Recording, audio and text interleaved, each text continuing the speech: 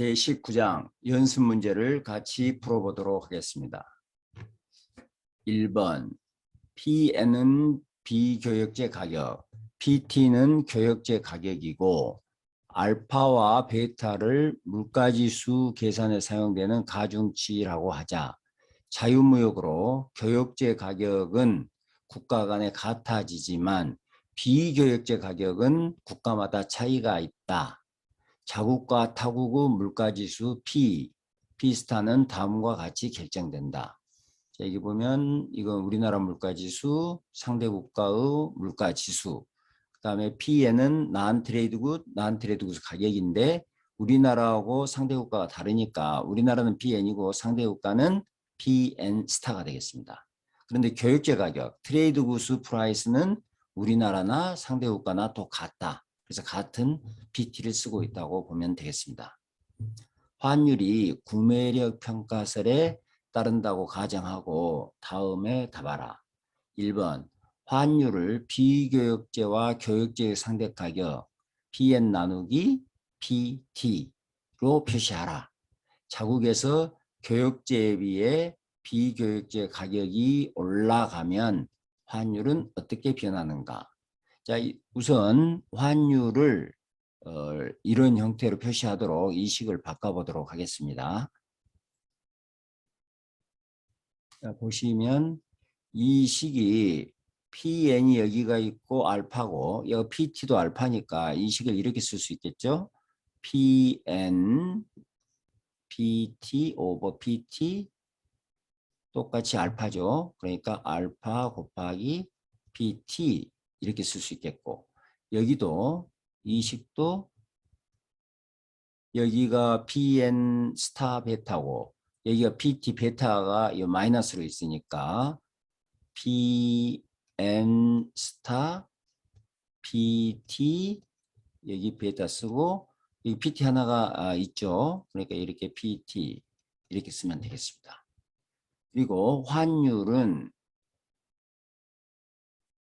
P 우리나라 물가지수 상대국가 물가지수 이게 지금 구매력 평가설에서 환율이니까 이 P를 여기다가 집어넣고 P스타를 여기다가 집어넣으면 어떻게 되겠습니까? PT, PN 이 PT가 같이 없어지죠. 위아래가 있으니까 PN, PT 이게 알파 그리고 이쪽은 PN 스타 PT 베타 이렇게 표시가 되겠습니다. 그래서 우리나라 자국에서 교역제와 비교역제 가격이 올라가면 이게 올라간다는 뜻이겠죠. 이게 PN 오버 PT 이게 올라가면 환율은 어떻게 되겠습니까? 올라가게 되겠습니다. 자, 여기 답을 보시면 P는 이렇게 고쳐 쓰고 상대 국가도 이렇게 고쳐 썼죠. 그래서 여기에다 집어넣었더니 이 2는 이런 형태로 나온다. 이런 형태로. 지금 써진 거라고 갖게 되겠습니다. 그래서 PN, 자국의 비교역제, 교역제의 상대 가격이 올라가게 되면 환율은 올라간다는 것을 우리가 알 수 있겠습니다. 2번 물가지수 계산에 가중치가 두 나라에서 서로 같다면 환율은 비교역제 가격에 의해 결정됨을 보여라. 가중치가 같으니까 이 알파와 베타가 같다는 거잖아요. 이 알파와 베타가 같다. 알파 베타가 같으면 어떻습니까? PT가 없어지니까 PN 오버 PN 스타로 환율이 결정될 겁니다. 자, 그래서 여기를 읽어보시면 알파 이꼴 베타가 되면 알파하고 베타가 같다고 하면 2는 방금 이야기한 것처럼 여기서 PT가 없어지니까 이런 형태로 PN 오버 PN 스타 이제 알파 베타 같으니까 알파가 되므로 비교역제 가격에 의해서 환율이 결정된다. 이것을 우리가 알 수가 있겠습니다. 3번 두 나라 모두 비교역제의 가중치가 3분의 2일 때 외국의 물가는 변화가 없고 자국의 비교역제 가격만 6% 올라간다면 환율은 어떻게 변하는가? 양국 모두 비교일제 가격이 6% 올라갈 때 환율은 어떻게 변하는가? 자, 여기서 이 형태에서 로그를 취하고 미분을 하면 증가율 형태로 바뀌죠. 이게 이 식이 이렇게 바뀐다는 거예요. 이 식이 이렇게. 그래서 환율의 변화율은 비교일제 가격의 변화율, 상대국가 비교일제 가격의 변화율에다가 이 가중치를 곱하면 된다. 그런데 비교일제 가중치가 알파가 3분의 2니까 이게 6% 올라가고 다른 것은 변하지 않으니까 상대국가의 난트레이드 구수 가격의 변화율은 제로죠. 그래서 여기다 집어넣으면 환율은 4% 올라간다는 것을 알 수가 있겠고, 양국 모두 비교일제 가격이 같은 비율로 올라가면 이것과 이것이 같아지니까 증가율이, 우리나라 증가율, 상대국가 증가율이 같으니까 환율은 변하지 않는다. 이렇게 답하면 되겠습니다. 두 나라 모두 비교일제 가중치가 3분의 2일 때 만일 자국의 교육제 가격만 6% 올라간다면, 자국의 교육제 가격만 6% 올라간다면 교육제 가격 가중치는 얼마가 되겠습니까? 이게 3분의 2니까 교육제는 3분의 1이 되겠죠. 환율은 어떻게 되겠습니까? 지금 상대국가 PT하고 우리 국가 PT, 우리의 PT가 다르다는 거죠. 그래서 우리만 6% 올라가면 6% 곱하기 3분의 1 해서 환율이 2% 올라간다. 이렇게 답하면 되겠습니다.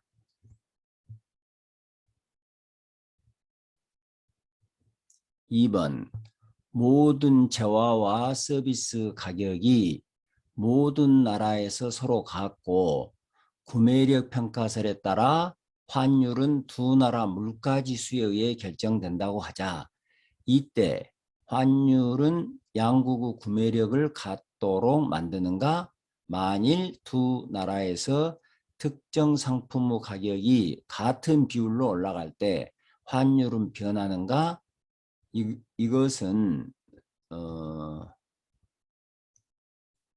가중치에 따라 달라지겠습니다. 그래서 재화와 서비스 이걸 갖다 우리가 매뉴팩처 뭐 이거 서비스를 S 그러면 이 물가지수 계산에서 환율은 이렇게 우리가 결정된다고 지금 생각을 하니까 이 M 매뉴팩처국과 서비스 구수 가중치가 같다면 또는 다르다면 이것이 물가지수에 미치는 영향이 서로 달라지니까 환율 변화에 영향을 미치게 되는 거죠. 자, 그래서 여기 답을 한번 읽어보시면 물가지수 계산에 사용된 갓 재화의 가중치가 두 나라에서 같은가 아니면 다른가에 따라 답이 달라진다. 만일 두 나라 물가지수 계산에 사용된 가중치가 우리나라나 외국이나 M과 S에 대한 가중치가 같다면 두 나라의 재화와 서비스 가격이 같을 때 물가지수도 같아서 어떤 재화의 가격이 두 나라에서 같은 비율로 상승하면 환율에 아무런 영향도 없다. 자, 무슨 얘기인 거는 우리나라에서 이게 10% 상승하고 외국에서도 똑같이 S가 똑같이 이건 10% 상승하고 이건 5% 상승했다고 한번 해보죠. 그러면 우리나라에서 10% 외국에서 5% 상승했는데 가중치가 똑같다면 이 P나 P스타에 미치는 영향이 같으니까 환율이 변하지 않는다는 겁니다. 즉 환율은 양국의 구매력을 갖게 해준다. 자, 그러나 일반적으로 물가지수 사용된 재화의 가중치가 국가마다 다르죠. 가중치가. 자, 이런 경우 어떤 재화의 가격이 다른 국가에서 같은 비율로 상승하면 자 여기도 10% 상승하고 양국 다 이 S는 양국 다 5% 상승했다고 해보자는 거예요. 상승하면 환율이 변하지 않아도 구매력이 변하지 않는다. 그러니까 이거 똑같이 했으니까 환율이 그대로 있다면 구매력이 변하지 않는다는 거죠. 예전에 살 수 있는 걸 양국에서 똑같이 사게 되는 거죠. 그 환율로. 그런데 그 재화와 가중치가 다르므로 물가지수가 달라진다. 예를 들면 우리나라는 이걸 50% 쓰는데 상대방 국가는 이것은 10%고 예를 들면 이건 90%라고 하면 상대방 국가 물가지수는 예를 들면 더 적게 올라가고 우리나라 물가지수는 이게 지금 상대 국가는 90%죠. 우리는 여기 50%. 우리나라 물가지수는 더 많이 올라가니까 환율이 하락하게 될 거다. 환율이 많이 올라가니까 환율이 올라가게 되겠죠. 지금 글씨가 잘 안 보여서 그렇네요. 이 경우 환율은 양국의 구매력을 갖게 해주지 못한다. 두 나라 물가지수가 똑같이 올라갔으니까 구매력이 같아지는데 환율이 변해버리니까 구매력을 갖게 해주지 못한다는 뜻이 되겠습니다. 그래서 2번은 가중치에 따라서 두 나라 가중치에 따라서 이 물가가 똑같이 변하더라도 환율을 변하게 만드는 그런 모순점들이 있다 하는 것을 이야기해 주고 있습니다. 3번 1990년대 후반부터 한국의 IT 기술이 급속하게 성장하였고 IT 기술의 발달은 제조업 부문보다는 서비스 부문에서 생산성을 높일 것으로 예측된다. 그리고 대부분의 서비스 재화는 비교역제다. 다음에 답하라. 만일 다른 나라에 비해 한국의 서비스 부문의 생산성이 더 빠르게 향상된다면 이는 실질 환율에 어떤 영향을 미치는가? 자, 실질 환율 우리 교과서대로 노테이션을 똑같이 쓰면요. 실질 환율은 이 P 나누기 2P 스타죠. 실질 환율은 재화 번들의 가격 비고 그래서 이것은 외국의 재화 가격 묶음 가격 이것은 우리나라 재화 묶음의 가격 이렇게 되겠습니다. 그런데 우리나라 서비스분 생산성이 더 빠르게 향상되니까 우리나라 서비스 부분의 가격이 상대적으로 낮아질 거고 이게 상대적으로 낮아질 거고 그렇다면 Q의 실질 환율은 올라간다 이렇게 볼 수 있겠습니다. 그래서 1번 한국의 실질 환율은 높아진다 이렇게 되어 있죠. 실질 환율은 이것인데 한국의 서비스 생산성 향상은 한국 서비스의 가격을 생산성이 올라가면 여러분들 그렇게 생각하셔야 되겠어요. 생산성이 올라가면 가격이 어떻게 됩니까? 낮아진다. 가격이 낮아진다. 그래서 한국 물가지수 P가 낮아지므로 실질 환율은 올라가게 된다. 2번 미국에서도 한국과 같은 비율로 서비스 부분의 생산성의 향상이 있었다고 하자. 그럼 미국도 서비스 가격이 낮아지는 거죠. 같은 비율이니까 뭐 같은 비율만큼 낮아진다고 봐야 되겠습니다. 그런데 미국에서 서비스 부분의 비중이 한국보다 크다고 하면 가중치가 높다고 하면 한국의 실질 환율이 어떻게 되겠느냐. 같은 비율로 생산성 증가가 있다고 하더라도 미국의 가중치가 높으니까 이것보다는 미국에서 더 많이 떨어진다 이렇게 봐야 되겠습니다. 더 많이 떨어진다.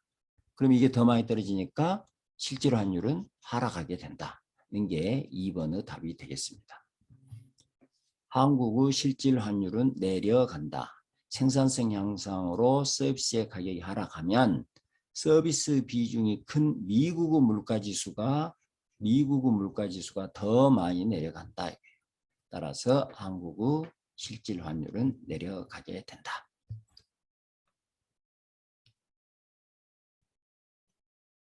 (4번) 다른 변화가 없을 때 다음과 같은 변화가 자국 화폐의 실질 환율에 어떤 영향을 주는가? 아래의 각 경우 수출업자는 어떠한 영향을 받는가? 좀 다시 써보시면 실질 환율은 EP 스타 그리고 P 이렇게 되니까 이 물가지수에 어떤 영향을 미치는가를 우리가 보면 되겠습니다. 자국민의 총 지출 중에서 비교역제에 대한 지출이 늘어갔다. 비교역제에 대한 지출이 늘어갔으니까 비교역제 가격이 올라가겠죠? 그럼 이게 올라갈 거다 이거예요. 이게 올라갈 거다. 이 부분이 올라가요. 그러면은 실질 환율은 어떻게 되겠습니까? 내려가게 되겠다. 그래서 여기 읽어보시면 실질 환율은 이렇게 정의되는데 실질 환율이 올라가면 경쟁력이 높아지고 실질 환율이 하락하면 수출 경쟁력이 낮아지죠. 그런데 비교역제에 대한 수요 증가로 비교역제 가격이 올라간다. 그래서 이 국가의 물가 수준 상승으로 실질 환율은 하락하게 된다. 하락하면 수출업자에게 불리하게. 실질 환율이 떨어지면 수출업자는 불리하게 되겠죠. 2번 자국 수출제에 대한 수요가 늘어갈 때 이 경우도 자 2번의 경우도 자국 수출제에 늘어갈 때 밑에 분모가 올라가게 될 거다.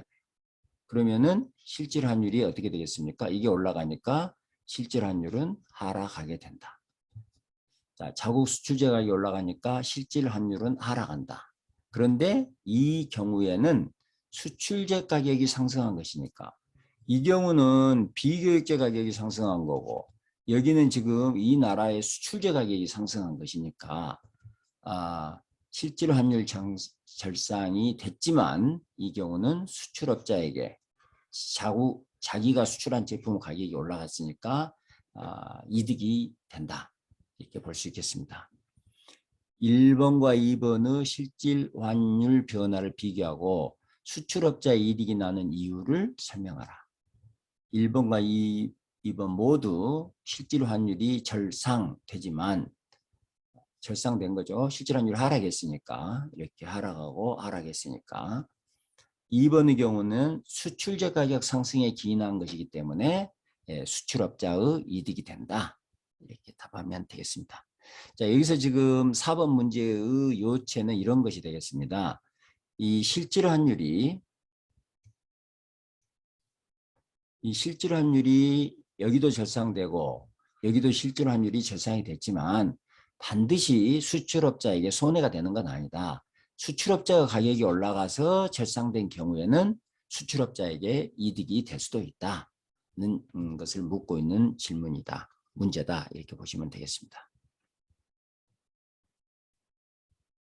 5번 화폐시장의 균형에 대한 분석에 의하면 통화 공급량의 증가는 이자율을 떨어뜨린다.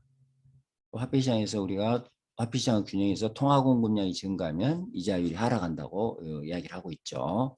그런데 통화 공급량의 증가율이 사람들의 예상보다 더 많았다는 사실이 알려지자 이자율이 떨어지는 것이 아니라 오히려 올라갔다. 왜 이런 현상이 나타나는지를 설명하라. 이 경우에 환율은 어떻게 되겠느냐. 자, 사람들이 한 2% 올라갈 거라고 생각했는데 통화공급량이 더 증가했어요. 그러면 이것이 무엇을 만들어내는 거는 예상 인플레이션을 올리게 된다. 예상 인플레이션이 올라가면 피셔 효과에 의해서 명목이자율은 실질이자율을 했다가 예상 인플레이션을 더하는 거잖아요. 명목이자율은 실질이자율 플러스 예상 인플레이션의 상승률이니까 예상 인플레이션 상승률이니까 이게 올라가게 되면 명목이자율이 올라가게 되겠죠. 자, 같이 한번 읽어볼까요?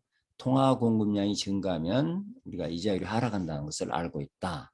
그런데 통화 공급량 예상보다 더 증가했다는 것이 알려지면 사람들의 예상 인플레이션이 올라가게 된다. 그만큼 명목이자율이 올라간다. 이게 이제 피셔 효과죠. 예상 인플레이션이 올라가게 되니까 명목이자율이 올라가게 된다. 그리고 예상 인플레이션의 상승은 예상 환율을 올리는데 예상 환율이 올라가면 왜 예상 인플레이션 상승이 예상 환율을 올리죠? 이게 구매력 평가설이죠. 구매력 평가설은 인플레이션에 의해서 환율이 결정된다는 것이니까 앞으로 인플레이션이 올라갈 거야. 그럼 환율이 올라가게 된다는 거예요. 근데 사람들의 예상 환율이 올라가게 되면 외환시장에서 어떻습니까? 실제로 환율을 상승시키게 되겠죠. 그래서 환율이 올라가게 된다. 이렇게 답하면 되겠습니다.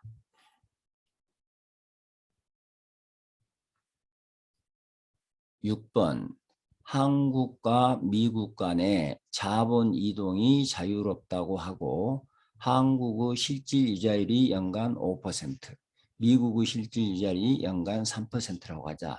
이때 환율은 어떻게 변할 것으로 예측하는가?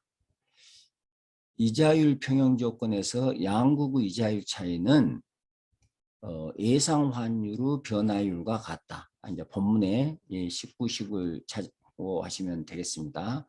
그래서 한국의 실질 이자율이 2%더 높다는 것은 환율이 2% 올라갈 것으로 예상한다는 뜻이다. 여러분들이 이 식을 본문에서 찾아서 보시면 쉽게 이해하실 수 있겠습니다. 그러니까 이 실질 이자율 차이가 예상 환율의 차이하고 같다. 이야기가 되겠습니다. 7번 기대 실질 이자율은 명목 이자율에서 예상 인플레이션을 뺀 값이다. 그러니까 실질 이자율은 명목 이자율과 예상 인플레이션의 차이로 나타난다. 즉 이건 지금 7번 문제에서 소문자 R은 실질, 대문자 R은 명목, 이것은 예상 인플레이션 이렇게 생각하시면 되겠습니다. 기대 실질 이자율이고 명목 이자율이고 이것은 예상 인플레이션이다. 자, 1번 이자율 평형 조건을 예상 실질 환율 변화율 예상 인플레이션으로 표시하라. 여기 적어진 내용을 시간 전략을 위해서 같이 보도록 하겠습니다. 실질 환율은 이렇게 된다는 것을 우리가 앞에서 이미 이야기를 했고, 이걸 변화율 형태로 나타내면 로그를 취하고 미분하면 됩니다. 자, 이렇게 그 다음에 이 P스타 햇 변화율이죠. P스타 햇이 변화율인데 여기서는 그냥 그 P스타를 파이라고 썼으면 됩니다. 그러니까 이 파이가 이 예상 인플레이션이다. 이 파이가 물가 상승률이다. 이렇게 생각하시면 되겠어요. 이것은 우리나라의 이것은 그러니까 P 해시입니다. 우리나라의 인플레이션 물가 상승률이라고 보시면 되겠습니다. 그러니까 이가 붙은 것은 이제 예상이라는 뜻이 되겠고요. 자, 이를 이자율 평형 조건에 대입하면 이자율 평형 조건은 뭡니까? R은 이자율 평형 조건을 우리가 쓰면 R은 R 스타 플러스 E 햇 이렇게 쓰죠. 물가 예상 환율 변화율, 예상 환율 변화율. 그러니까 여기서 보시면 이 R 스타를 이쪽으로 넘어왔으니까 R 마이너스 R 스타가 되겠고 여기가 지금 이 햇이 되겠습니다. 이 햇. 근데 여기서 보시면 expect exchange rate 변화율은 이거잖아요. 이거 냈다가 이쪽을 넘어가면 되죠. 그걸 그대로 여기다 대입한 겁니다. 그래서 이것이 이런 식으로 표시가 된다고 보겠습니다. 자, 1번의 결과를 이용해 실질 이자율 평형 조건을 구하라. 그러면 실질 이자율은 명목 이자율에서 예상 인플레이션을 뺀 거잖아요. 인플레이션율을 뺀 거잖아요. 이게 지금 인플레이션율이 되겠습니다. 그러면 여기서 R에서 이것을 이렇게 빼고 또 여기에서 이걸 빼면 뭐만 남습니까? 이것만 남죠. 이것만. 그래서 이런 식으로 실질 이자율 평형 조건은 이 실질 이자율, 외국 실질 이자율. 그냥 뭐 간단한 산수라고 여러분들이 생각하면 되겠습니다. 그 금리 차이는 실질 환율의 변화율. 이건 실질 환율입니다. 실질 환율의 변화율과 같다. 이자율 평형 조건과 실질 이자율 평형 조건을 비교하라. 방금 봤던 이자율 평형 조건 이게 이자율 평형 조건이죠. 그 다음에 실질 이자율 평형 조건은 이거잖아요. 실질 이자율 평형 조건은. 차이가 뭡니까? 명목 환율의 차이는 예상 환율 변화율과 같다. 실질 이자율의 차이는 명목 환율이죠. 명목 이자율의 차이는 예상 환율의 변화율과 같다. 실질 이자율의 차이는 예상 실질 환율의 변화율과 같다. 이렇게 보면 되겠습니다. 양국의 명목이자율 차이는 명목 환율의 예상 변화율과 같다. 비슷하게 실질 이자율 평형 조건이 이렇게 되어 있으니까 양국의 예상 실질 이자율 차이는 실질 환율의 예상 변화율과 같다. 이 식을 그대로 이렇게 여러분들이 이해만 하시면 되겠습니다. 4번. 만일 양국의 명목 환율이 구매력 평가설에 의해 결정된다면 양국의 실질 이자율은 어떻게 되겠는가? 자, 우리가 앞서서도 이야기를 했듯이 한번 다 기억을 하시겠지만 우리가 구매력 평가설이라는 것은 환율이 이 양국의 인플레이션 물가 수준에 의해서 결정된다는 것이고 실질 이자율은 이게 실질 이자율은 실질 환율은 이 정의가 이렇게 된단 말이에요. 그런데 만약에 이 환율이라는 것이 명목 환율이라는 것이 이 물가 수준에서 결정되는 구매력 평가에서 적용된다면 이걸 여기다 집어넣으시면 이 1을 여기다 집어넣으면 어떻게 되겠습니까? 이게 항상 1이 된다 이거예요. 자, 다시 말해서 환율이라는 것이 명목 환율이 구매력 평가설에 의해서 꼭 결정된다면 항상 그렇다면 실질 환율은 절대 변하지 않는다는 겁니다. 실질 환율은 1로 불변이다는 이야기가 되겠어요. 자, 그러면 여기를 보시면 실질 이자율 평형 조건에서 양국의 실질 이자율 차이라는 것은 예상 실질 환율 변화율하고 같단 말이에요. 근데 이게 어때요? 변하지 않으니까 이게 제로가 되는 거죠.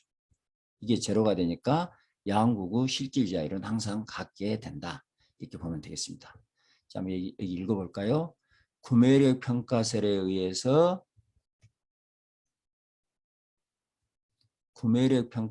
환율이 결정되면 이것이고 예상 실질 환율이 여기에 대입하니까 Q가 항상 1이 된다.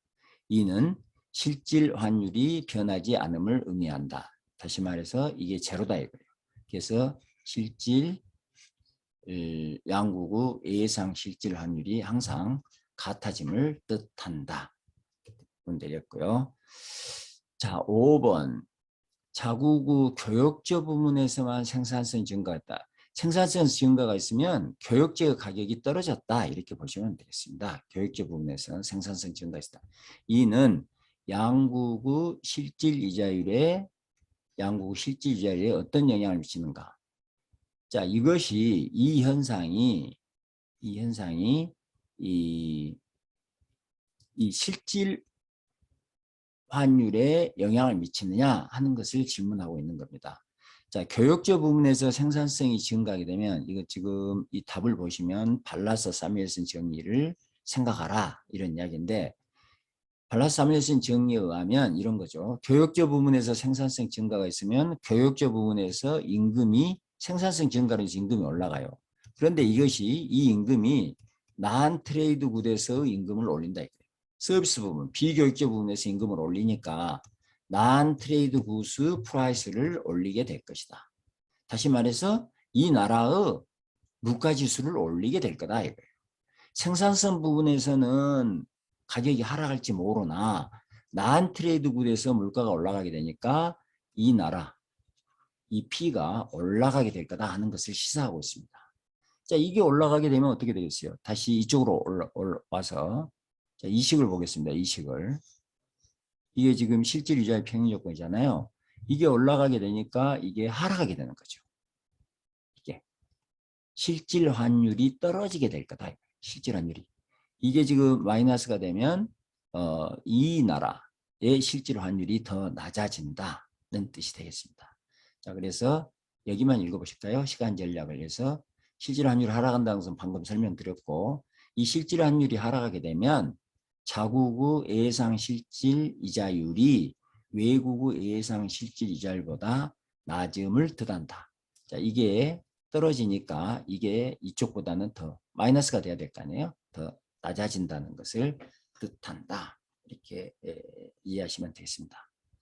자세한 것은 여러분들이 이 글을 제가 설명드렸으니까 한번 읽어보시면 되겠습니다. 8번 다음 서술에 담겨져 있는 경제적 내용을 설명하라.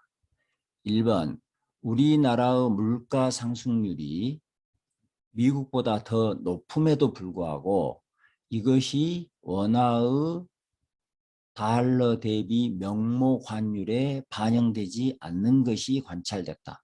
또 물가 상승률이 더 높은데도 불구하고 지금 이자율 평형 구매력 평가설에 의하면 환율은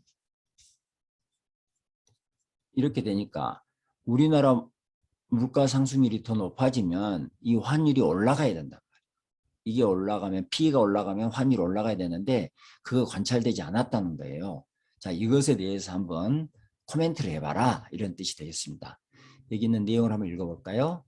우리의 물가 상승률이 더 높음에도 불구하고 명목 환율이 올라가지 않으면 실질 환율은 내려가고 수출제의 국제 경쟁력이 낮아진다.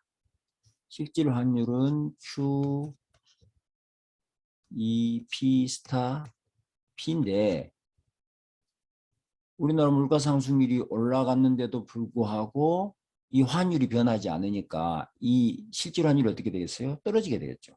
그래서 실질 환율 하락은 우리나라의 수출 경쟁력을 떨어뜨리게 될 거다는 이야기가 되겠습니다. 양국의 물가 상승률 차이가 명목 환율 변화에 반영되지 않는 것은 구매력 평가설이 항상 타당하는 것은 아니다. 타당하지 않음을 말해준다. 타당한 것은 아니다 하는 것을 말해준다. 특히 구매력 평가설로 단기적인 환율 변화. 구매력 평가설은 우리가 이 19장에서 이야기를 했지만 장기적인 환율 변화에 설명하는데 유용하다 이렇게 이야기했죠. 그래서 단기적인 환율 변화를 설명하는 데는 한계가 있다. 2번 해외여행을 해보면 같은 금액으로 선진국보다 후진국에서 더 많은 소비를 할 수 있다. 이것은 발라사 사무엘슨 정리에 대한 이야기가 되겠습니다. 왜 그렇죠? 후진국에서 서비스의 가격이 낮기 때문에 그런 거죠. 공산품 같은 교역제의 경우에는 선진국과 후진국 간의 가격 차이가 크지 않지만 서비스와 같은 비교역제 가격은 후진국에서 더 낮기 때문이다. 왜 더 낮아지는가는 교역제 부분에서 생산성 차이가 임금을 결정하고 그 임금 차이가 비교역제 부문으로 전환되면서 이 가격 차이를 만들어낸다는 것이 발라사 사무엘슨 정리가 되겠습니다. 3번 단기에서는 이자율이 올라가면 환율이 떨어지지만 장기에서는 이자율 인상과 함께 환율이 올라간다. 장기에서는 이자율과 환율이 같은 방향으로 움직이는 것을 우리가 관찰할 수가 있고 단기에서는 이자율이 환율과 반대 방향으로 움직이는 것을 관찰한다 이거예요. 자, 왜 이 단기하고 장기에서 이 이자율 환율의 변화가 달라지는가? 이 답을 보시면 여러분들이 쉽게 이해하실 수 있을 것 같아요. 단기 환율 결정에 대한 이자율 평형 조건에 의하면 이자율이 올라가면 환율이 하락하게 되는 거죠. 그러니까 R 스타 플러스 E 마이너스 E 여기에서 외국의 이게 변하지 않고 또 예상 환율이 단기적으로 변하지 않는다면 이 이자율의 변화가 외국에서 자본을 유입하게 하고 자본을 유입하게 하니까 이 환율이 떨어지게 된다는 거예요. 그래야지 이 등식이 또 성립하는 거 아니에요? 그래서 이 단기에는 이자율의 변화하고 환율의 변화가 반대로 간다는 거죠.